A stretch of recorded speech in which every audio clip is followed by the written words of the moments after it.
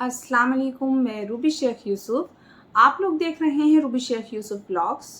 आज मैं हाजिर हूँ आपके सामने एक नए मौजू के साथ। इससे पहले हमने साइंटिफिक तनकीद के बारे में जाना था, आज हम जानेंगे नफ्सियाती तनकीद के बारे में। चलिए बिना ताख़ीर किए वीडियो का आगाज़ करते हैं, जानते हैं नफ्सियाती तनकीद किसको कहते हैं। आइए वीडियो का आगाज़ करते हैं। नफ्सियाती तनकीद के तहत नाक़द किसी शायर या मुसन्निफ़ की पूरी ज़िंदगी के हालात का नफ्सियाती तौर पर मुताला करता है। ये तनकीद फ्राइड के नज़रिए पर मुनहसर है। क्या कहा है? नफ्सियाती तनकीद के तहत नाक़द किसी शायर या मुसन्निफ़ की पूरी ज़िंदगी के हालात का नफ्सियाती तौर पर मुताला करता है।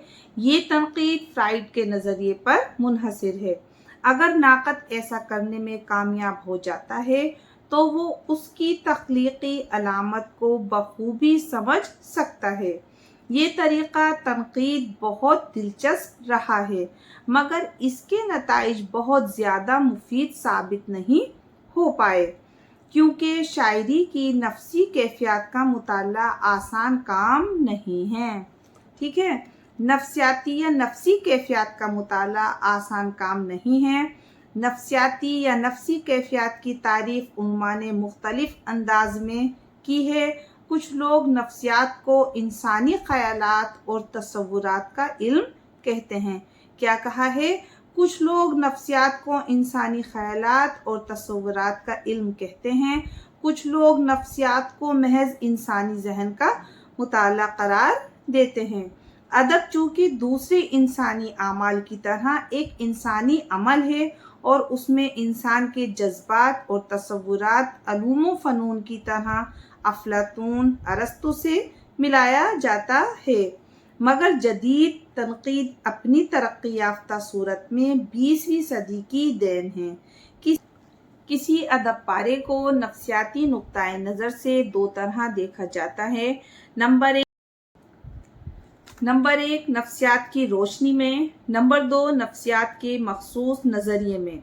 क्या कहा है? नंबर एक नफ्सियात की रोशनी में और नंबर दो नफ्सियात के मखसूस नज़रिए में। फ्राइड एडलर के नज़रिए में नफ्सियात बुनियादी तौर पर इंसान के दाखिली पहलुओं की निशानदही और तज्जिया करती है। क्या कहा है? क्या बता रहे हैं कि फ्राइड एडलर के नज़रिए में नफ्सियात बुनियादी तौर पर इंसान के दाखिली पहलुओं की निशानदही और तज्जिया करती है। ठीक है, और ये कमोबेश इंसान के जज्बा और तासुरात या इंसानी जहन से वाबस्ता रहती है।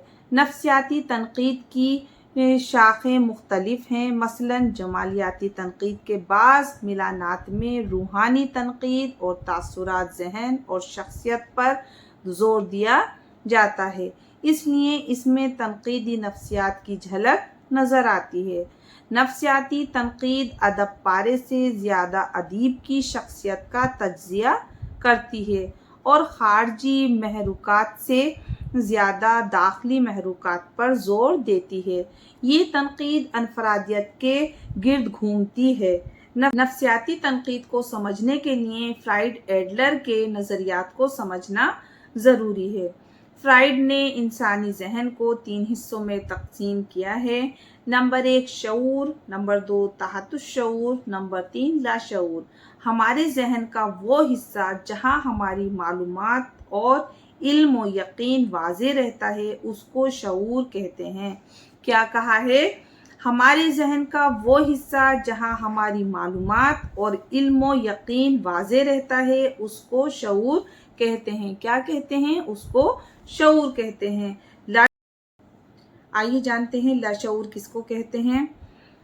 जहन का वो हिस्सा है जहाँ जिनसी ख्वाहिशात जमा रहती हैं और जिन्हें हम किसी वजह से दबाना चाहते हैं, और ऐसे ख्यालात जिनका इजहार नहीं हो पाता, वो उन ख्यालात और उन जज्बात से ज़्यादा होते हैं जिन्हें हम बयान करते हैं, उसको लाशऊर कहते हैं। क्या कहा है? जानते हैं दोबारा से।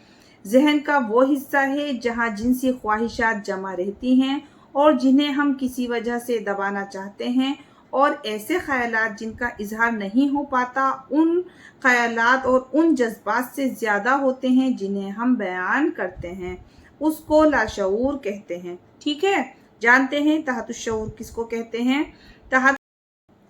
تحت الشعور کو عقل سے زیادہ قوی بتایا جاتا ہے۔ کیا کہہ رہے ہیں کہ تحت الشعور کو عقل سے زیادہ قوی بتایا جاتا ہے۔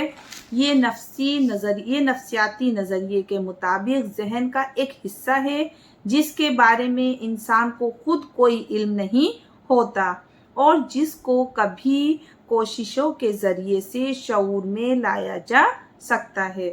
ٹھیک ہے، اس میں جو کچھ بھی ہے نفس ضابطہ کے تحت ابتدا بچپن سے محسوسات، تجربات، خواہشات اور آرزوؤں کی صورت میں جمع ہوتے ہیں۔ کیا کہہ رہے ہیں؟ اس میں جو کچھ بھی ہے نفس ضابطہ کے تحت ابتدا سے بچپن سے محسوسات، تجربات، خواہشات اور آرزوؤں کی صورت میں جمع ہوتا رہتا ہے۔ فرائڈ کے خیال کے مطابق انسانی ذہن کے چھپا ہوا لاشعور ہی سارے انسانی ذہن کا مالک ہوتا ہے۔ کیا کہا ہے فرائڈ نے؟ فرائڈ کے خیالات کے مطابق انسانی ذہن کے چھپا ہوا لاشعور ہی سارے انسانی ذہن کا مالک ہوتا ہے۔ ایڈلر کو کسی حد تک فرائڈ کے نظریے سے اختلاف ہے۔ ایڈلر بچپن کی زندگی کو اہم قرار دیتا ہے، اس لیے خیال میں انسان کی پوری شخصیت بچپن کی زندگی سے وابستہ ہوتی ہے۔ ایڈلر کے خیال بنیادی طور پر قوت حاصل کرنے کے جذبے کو اہمیت حاصل ہے۔ ایڈلر کا یہ بھی خیال ہے کہ انسان کسی نہ کسی طرح کسی حد تک احساس کمتری میں مبتلا رہتا ہے اور اس احساس کو دور کرنے کے لیے وہ سارا کام کرتا ہے۔ یہ کس کا خیال تھا؟ یہ تھا خیال ایڈلر کا۔ تو آج ہم نے کیا جانا؟ آج ہم نے جانا نفسیاتی تنقید کے بارے میں، اور میں بس یہی کہوں گی کہ میں آگے بھی آپ کی سہولت کے مطابق آسان سے آسان کر کے نوٹس بناتی رہوں گی اور آپ تک پہنچاتی رہوں گی۔ برائے مہربانی مجھے کمنٹ کر کے ضرور بتائیے گا کہ میرے نوٹ سے آپ کو کتنی مدد ہو رہی ہے، آپ کو کچھ سہولت لگ رہی ہے، تو میں جاننا چاہوں گی، کیونکہ آپ کے کمنٹ جو ہیں میرا حوصلہ افزائی کا سبب ہوتے ہیں، مجھے حوصلہ ملتا ہے ان سے اور میں کچھ پھر آگے کرنے کو من کرتا ہے میرا۔ تو آپ سبھی سے درخواست ہے اپنی رائے ضرور بتائیے گا۔ انشاءاللہ تعالی انشاءاللہ ملتے ہیں نیکسٹ ویڈیو میں۔ سبھی سے دعاؤں کی درخواست ہے، مجھے دعاؤں میں یاد رکھیے گا۔ اللہ حافظ، السلام علیکم۔